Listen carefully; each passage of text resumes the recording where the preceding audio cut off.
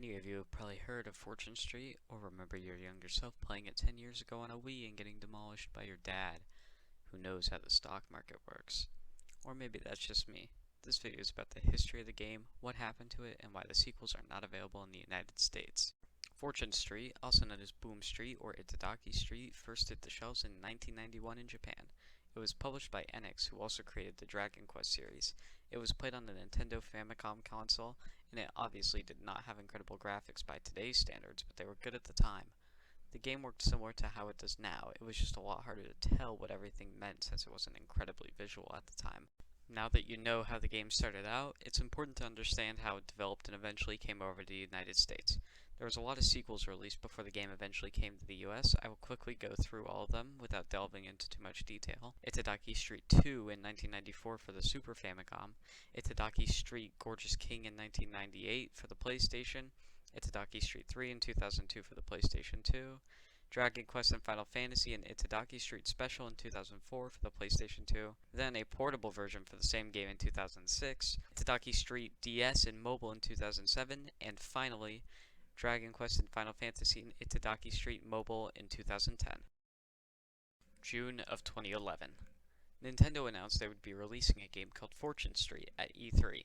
It was Itadaki Street's big debut in the Western world, except this time, they had the characters from the Mario franchise to help garner an audience. Unfortunately, it did not perform as hoped.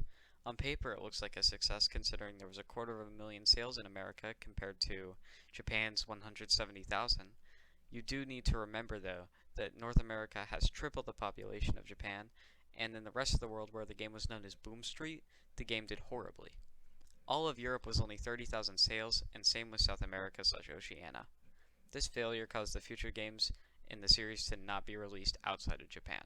You may be wondering, if there were so many sequels in Japan, why was it discontinued in the US so quick? What could have been so wrong with it? There's many problems with the game itself, but that was not the only thing that hindered sales. That same year, the 3DS was released, and Mario Kart 7 came with it. Mario Kart 7 is the best-selling 3DS game to this day, and the way this affects Fortune Street is because compared to Mario Kart, Fortune Street seemed relatively boring. Why would the young target audience of Nintendo consume a game that was a combination of the stock market and Monopoly over a fast-paced and easy-to-pick-up racing game on a portable console? But that doesn't mean there wasn't anything wrong with Fortune Street. The graphics were below the standard of other games of its time, and many of the game's quirks, such as funny little messages from CPUs, were not toggleable, and this caused the game to be even slower than it already was.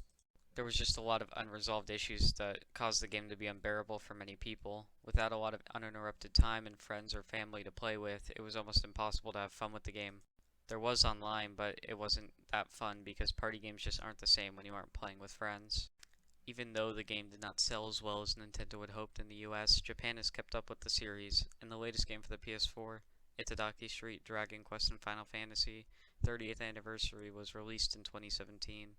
The graphics still look a little behind their time, but definitely better than in 2011. The game looks a lot more polished, but there's still no word of a version being brought over to North America. I especially doubt something will be released in the US for the Switch, but who knows, maybe Nintendo and Enix have something planned for the eventual successor of the Switch.